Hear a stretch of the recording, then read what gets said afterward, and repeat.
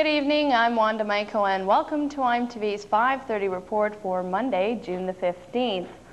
In the news, approximately 50 people attended the public forum on the rural economy in Swan River Friday evening. MLA Roseanne Wochuk says she was pleased with the turnout and the issues that were discussed. A topic of great interest was the Port of Churchill with regards to grain shipment. Concerns of method of payment and railroad abandonment were raised. The logging industry was touched upon with concerns over the policy of cutting in the parks, and other basic questions related to the rural economy were voiced. On Saturday, Wochuk raised some of these concerns in a presentation on the economy at the regular meeting of the NDP's Provincial Council. There was great concern expressed over the loss of jobs, the lack of job creation, and social assistance. The Fort Dauphin Museum held their annual canoeathon on Sunday. The canoers raised between $1,100 and $1,200 for the museum. A total of 17 canoers paddled 6 canoes twice around Moon Lake, a distance of 25 kilometers. After the race, the participants were served bannock and tea for all of their hard work. Executive Director for the museum, Gladys Fendick, says that she would have liked to have seen more people attend the event, but is glad that some money was raised for the museum so everyone can enjoy it.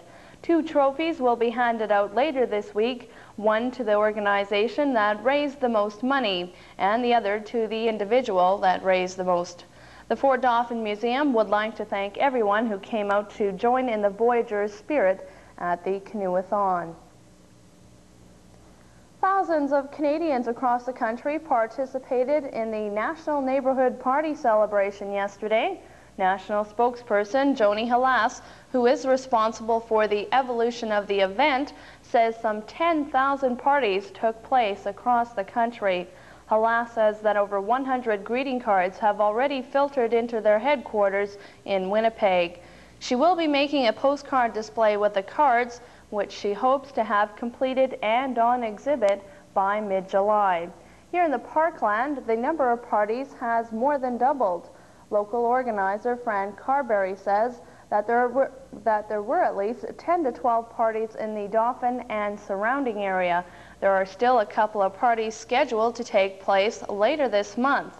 If you have not registered your party yet, call Fran at 638-7784 or give Joni a call at 1-800-361-1992.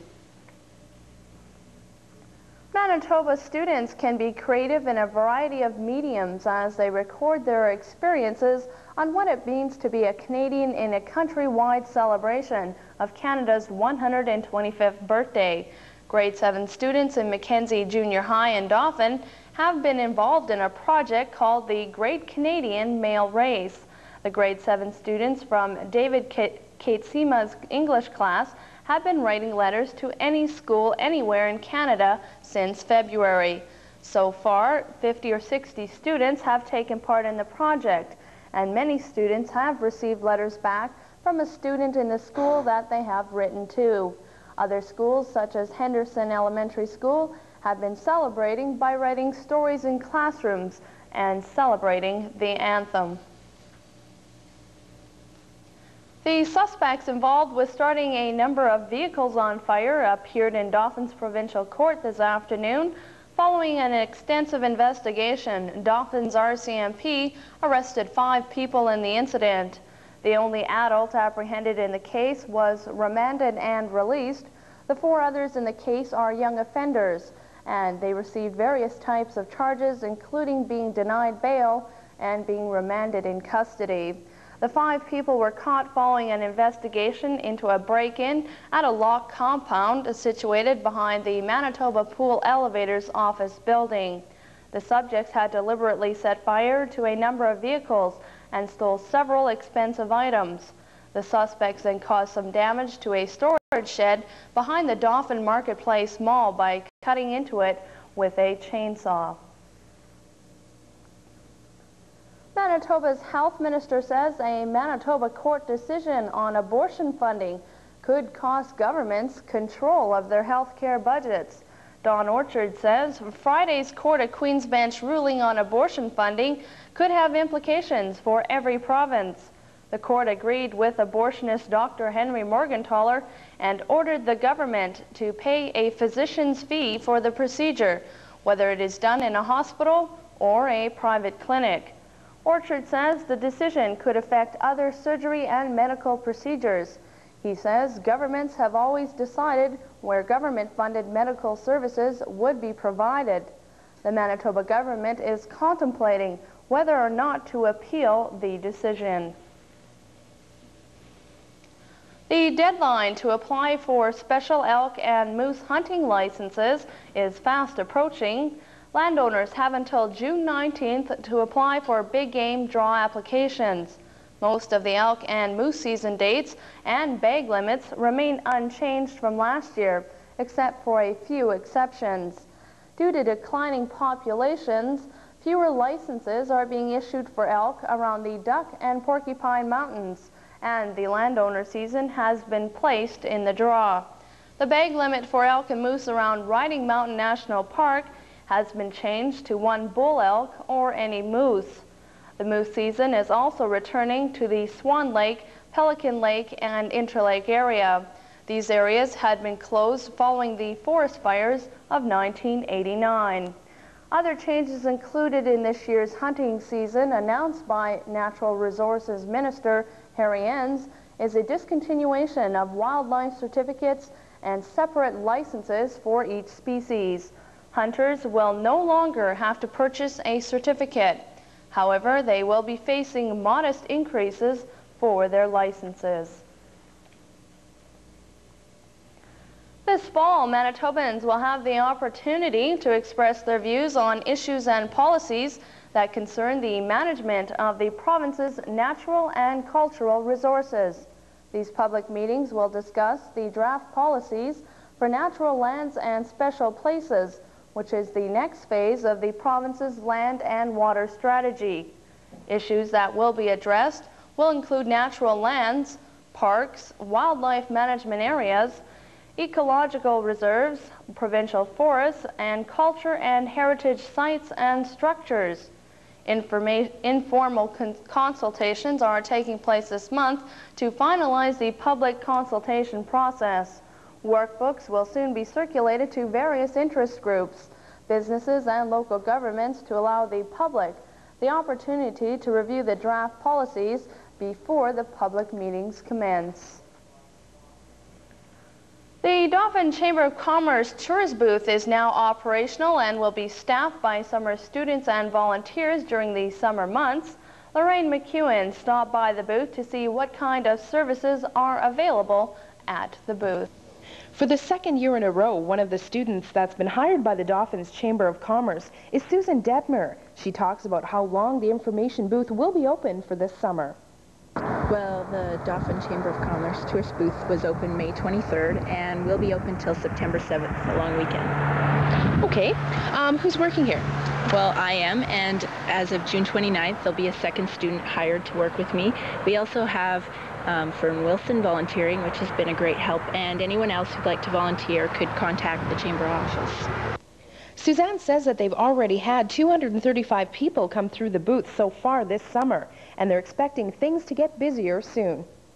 Usually we start getting more tourists in around Country Fest time, and especially during the Ukrainian festival, there's a lot of people in. All right. What happens when someone comes into the booth? Well, we usually inquire what they're interested in and what information they're seeking. We have information on Manitoba, general information, and mostly this year we're emphasizing Dauphin and the Parkland, so we have a lot of information on those areas. Mike Sertonsky, the Chamber of Commerce president, is really very appreciative of all the support that the community has put into the booth to make it a success. Yes, Lorraine, it's really encouraging to have our members participate as they do. Larry Livingston and Al Dunsmore are the directors responsible this year for the tourist booth, and they've just done a super job getting it ready and lining up the staff. We even have some volunteers this year. It's really encouraging, and so I just want to extend my congratulations to them for the effort they put in. In the past, too, the Chamber and the town got together and the funding was provided. The Chamber did the work and a lot of our members helped build this. And so it's been a lot of input by our membership, and it's something we can be proud of. Businesses and individuals who cater to tourists are invited to provide details of their operations to the Chamber office at 105 Main Street North in Dauphin, in order that full information is on hand at the tourist booth for the benefit of visitors. For the IMTV Report, I'm Lorraine McEwen. Banks and trust companies are cutting back on out-of-country emergency medical insurance offered to their premium credit card holders. The financial institutions say the insurance is costing them too much. The changes are prompted by reductions in out-of-country benefits paid by government health plans and growing medical costs, particularly in the U.S.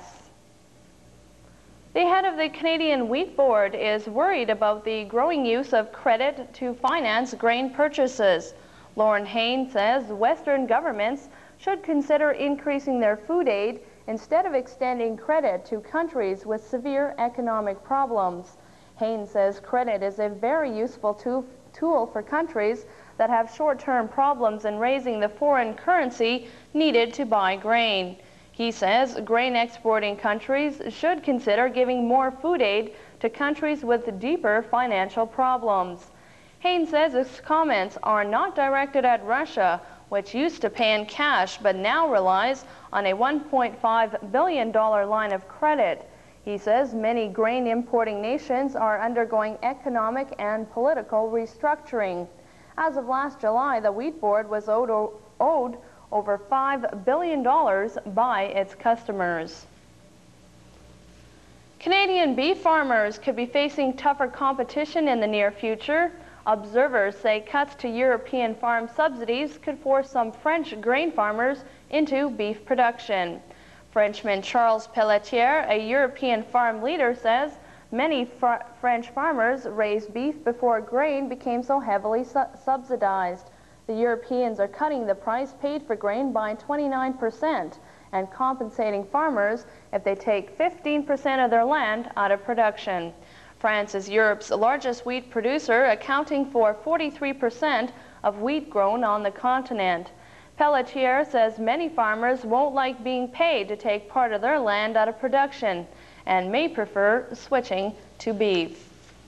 And finally in the news, many individuals get those mid-afternoon blahs or drowsy periods. They usually say it's a result of eating a big lunch. Research indicates that a person is likely to get those drowsy periods whether one pigs out or eats nothing at all. The main culprit is the body's circadian rhythm, which is a daily cycle of sleeping and waking regulated by the body's internal clock. University of Missouri nutrition specialist Vera Nichols says folks can fight that fatigue. Nichols says don't crash diet and don't skip meals. She also warns not to expect high-sugar foods to give you energy. And that's been a look at news. It looks like we have some unsettled weather conditions on the way, but Lorraine will tell you all about that when we get back. The Dauphin Agricultural Society wants to make your farm a part of their 100-year anniversary. They are looking for families who have maintained a Century family farm in the RM of Dauphin. A Century family farm is one that has been maintained by the immediate descendants of the original owner for 100 years or more. Farm size must have been a minimum of 50 acres at all times, and verifying information must be supplied by the nominator. For further information, contact Barry Spencer of the Dauphin Agricultural Society at 638-7278. Through the years, we stood for value, service and survive. Monday and Tuesday specials only. Rogers White Sugar, 2-kilogram bag, $1.39. Generic mini jug drinks, assorted flavors, 6 227 milliliter, $1.19. 4-Star beans with pork, 398 milliliter tin, 2 for $1.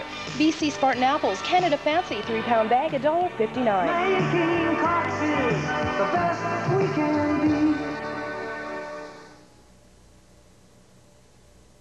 Good evening. An east ridge of high pressure maintains sunny conditions for the Parkland region today.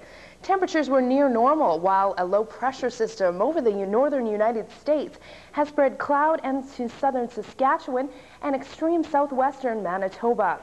Cloud from this system is expected to move northward and cover the area tomorrow and the following day. Showers are likely for tomorrow and Wednesday. Temperatures those days will likely be somewhat normal. On Thursday, the influence of weather system to the south will begin to diminish. Sunshine and warmer conditions should return by week's end. Let's go over to the Environment Canada map and our Manitoba synopsis. Sunny skies and temperatures in the mid-20s were reported by most stations today, as a ridge of high pressure kept the cloud at bay. However, in the northeast, a cold front pushed cloud and showers over Churchill, with northerly winds keeping the temperatures to a chilly 4 degrees. These conditions should prevail on Tuesday, with some clearing occurring over Churchill, but temperatures should remain on the cool side. A disturbance over the Midwestern states will begin to spread cloud and showers into the southern regions tonight and into central regions Tuesday. Maximum temperatures are expected to be a couple of degrees below seasonal normals. The Canadian hotspot today was Lynn Lake, Manitoba at 28 degrees, and the national cold spot was Lupin, Northwest Territories at -24. The current Parkland area temperatures for today: Swan River 22, St. Rose and McCreary are at 24, Gilbert Plains and Grandview reported at 20, Roblin 21, Russell 22, Yorkton is sunny and 22, Clear Lake is at 19 degrees. Right now in Dauphin, we have sunny skies and a temperature of 22 degrees at 72 degrees Fahrenheit. Winds are coming from the northeast at 26 kilometers an hour. The barometer reads 101.7 and falling. Humidity is at 38%, and we did have a high today of 22 degrees with an overnight low of 1. And we had no precipitation in the last 24 hours. The forecast for the Dauphin and Winnipeg-Osip regions: in the Dauphin regions tonight, increasing cloudiness overnight, winds east at 20 kilometers an hour, diminishing overnight. Lows 8 to 12 degrees with maximum humidity is at 90%. Tomorrow, mainly cloudy with occasional showers and a few afternoon sunny breaks, winds east at 30 kilometers an hour with a high of 22. Minimum humidity is at 60% with poor drying conditions and a low Tuesday night of 12 degrees. For Wednesday, mainly cloudy with showers and a high of 21. The probability of precipitation in percent: 20 tonight, 60 for tomorrow, and 60 for Wednesday. The forecast for the Winnipeg-Osip regions: tonight mainly clear with light and variable winds and a low of 10 degrees. Tomorrow sunny with increasing afternoon cloudiness and scattered showers. Winds southerly at 20 kilometers an hour with a high of 23 degrees. A low Tuesday night of 12 degrees. For Wednesday, afternoon sunny breaks with isolated showers and a high of 21. The probability of precipitation in percent: 0 tonight, 40 for Tuesday, and 30 for Wednesday. And recapping the weather for the Parkland area: tonight we'll have increasing overnight clouds and a low of 8 to 10 degrees. Maximum humidity will be at 90%, and tomorrow will be mainly cloudy with occasional showers and a few afternoon sunny breaks. That's all I have for your Parkland weather report. Stay with us, and Steve will be back with sports right after the break. People come first at IGA. IGA pink salmon, 213 gram tin, 88 cents. IGA beans with pork, 49 cents. California grown peaches, number 1 grade, 57 cents a pound. Schneider's Kent sliced bacon, 500 gram package, $1.69.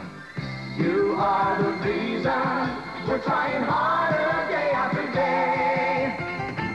That is why we proudly say people come first at IGA. Great things are happening during the spring sales event at your Parkland Chrysler dealers. Choose a $1,250 rebate or 4.9% financing OAC for 4 years on Shadow and Sundance, or 5.9% on Spirit and Acclaim and Chrysler Dynasty. All 1992 North American models covered by Owner's Choice Protection Plan of 7 years, 115,000 kilometer powertrain, or 3-year, 60,000-kilometer bumper-to-bumper warranty. Your Chrysler dealers to see are Parkview Dodge Chrysler in Dauphin, Hunt Motors in Swan River, and Southside Service in Russell. Good afternoon. In sports, one of the Parkland's biggest sporting events of the year went on over the weekend. The Parkland Grand Plains Summer Games took place, and a great time was had by all. The Summer Games were held in Gilbert Plains and Grandview. A lot of work went into setting up the competition that was composed of 12 events and 610 athletes. The games were held Saturday and Sunday, and as Games Coordinator Janice Fedorchuk tells us, they were a big success. I think every part of it was really good. Volunteer-wise, I thought that the two communities, even like people, spectators, were just so friendly. And you drive down the street and everybody's waving at you. The technical people from the committees were excellent. I think everything was just run super. I think the volunteers did really well. There is literally a truckload of results, so time limits me to mentioning who got the gold medals. First up in baseball, the Dauphin Brewers took the gold medal. In tennis, girls 13 and under, Andrea Wilkie took gold, while the boys 13 and under gold medal winner was Joel Wilkie. Mixed doubles gold went to Pat Furcolo and Carol Stewart, and 17 and under singles tennis gold was won by Curtis Ducharme of Dauphin. In horseshoes, which was a demonstration sport, gold in the ladies' A event went to Shirley Ann Fisher of Grandview. B event ladies' gold went to Odelia Desjardins of Laurier. Men's A gold was won by Tony Desjardins of Laurier. B gold by Alan Branson of Swan River, C gold by Larry Connolly of Minitonas, and D gold by Grenville Grasby of Grandview. The other demonstration sport was beach volleyball. 4-man gold went to RD's Slammer, 2-man gold went to a team called G2. In golf, the following all won gold medals: Ryan Robson, Heather McMunn, Brett Bouchard, Zenobia Cutforth, Brant Neufeld, Earl Fleury, Pearl Collision, Gwen Tim, and Peter Kaig. Going to the equestrian competition, Jaylene Jones of Swan River took gold in reining, Dawn Wallace won gold in jumping, barrels gold went to Laura Lampard of Dauphin, and dressage gold went to Charity Henderson of Dauphin. In touch football, the gold medal was won by Swan River. In the soccer competition, the gold for the under-13 co-ed went to Ochre River, while the under-16 male gold went to Roblin. The winner of the gold medal for softball was the Dauphin Blue Jays softball team. Swimming, like golfing, has a ton of gold medal winners, and here they are: Jasmine Wilkins, Sean O'Brien, Melissa Cox, Dale Simpson, Margaret Curley, Carrie Green, Carrie Brash, Brett Maxwell, and Terry Bomack. Now, some of these winners won more than one swimming event. There are 2 other events in the games. One is track and field, and I'll have the results of that event for you tomorrow. The other is board sailing, and that event won't be held until July 11th and 12th. Congratulations to all of the winners and everyone that took part. And as Janice explains, many will now go on to another competition, the Manitoba Summer Games. They are going to Minnedosa Nipawin from August 19th to 23rd.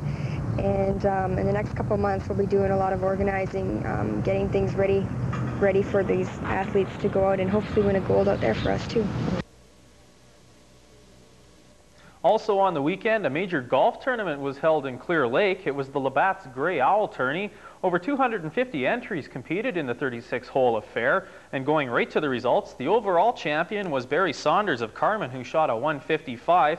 The champion flight winner was Dale Goring of Breezy Bend, who shot 139, and quickly running through flights 1 to 9. The winners are Gene Hodgson, Jack Matheson, Lou Oak, Rick Verspeak, Michael Foley, Barry Hodgson, Don Kupchuk, Bud Anderson, Ted Dearden, and Darren Hargraves won the media flight. The MJHL's first annual Rural Midget Draft took place in Portage on Saturday. Of course, the Dauphin Kings were there to make their selections.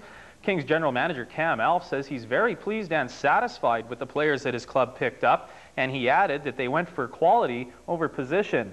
Taking a look at who the Kings selected, they had 2 first-round picks, and they used them for 2 defensemen, Jeff Way of the Southwest Cougars and Steve Hogue of the Pembina Valley Hawks. In the second round, they chose Tyler Shields, a forward from the Southwest Cougars. The third-round pick was a goaltender from Brandon, Archie Milcherik. The fourth-round pick was David Campbell, a defenseman from the Parkland Rangers. Fifth pick, Craig Anderson, a forward from Brandon. Number 6 is Parkland Ranger goalie Mitch Dion. And number 7, also from the Parkland Rangers, is Kerry Emerson, a defenseman.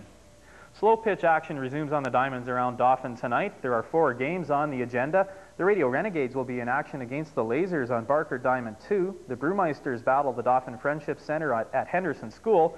On Barker Diamond 1, KSE will play the Generals, and the fourth and final matchup has the Misfits going up against Club Hoopolo. That will be at the DRCSS. The Dauphin Mavericks Rugby Football Club was involved in their second game of the season over the weekend. The Mavericks traveled to Winnipeg for a game with the University of Manitoba. Unfortunately, the U of M team were not the gracious host when it came to allowing Dauphin to score points. The Mavericks lost their second game in a row. They lost 13-4. Bruce Spencer scored the single try for Dauphin. The Mavericks' next game is at home. They'll host the Sturgeon Creek Rowdies next Sunday afternoon at 1 p.m. at the DRCSS. There was plenty of gunfire to be heard in Gilbert Plains yesterday, though it was no cause for alarm. The Dauphin Handgun Club held its first annual three-gun match at the Gilbert Plains Outdoor Range. 23 competitors from all over the province took part, and going over the results, Zenon Bogoslowski of Swan River won the handgun event. In the shotgun competition, the victory went to Harold Hamlin of Swan River, and the rifle event was won by Ernie Stowe of Minneota. Looking at the aggregate awards, first went to Zenon Bogoslowski, second to Ernie Stowe, and third place went to Jim Fines of Dauphin. And finally in sports, the Saskatchewan Junior Hockey League is adding one more team for the 1993-94 season. At a league meeting in North Battleford over the weekend, the league decided to admit the LeBret Eagles into the SJHL. The Eagles will play out of the Eagle Dome on the Star Blanket Reserve near Fort Qu'Appelle. Among other things decided at the meeting, the overtime shootout has been abolished. The SJHL will now use a 5-minute sudden victory overtime period to decide those tie games. That's all that I have for sports this afternoon. Stay tuned. After the break, Wanda and I will be back to wrap things up. Get in on the hot buys at the Parkland Co-op stores during their summer savings event June 16th to 20th. Save on Co-op mushrooms, pieces and stems, 284 milliliter tin, 78 cents. Maxwell House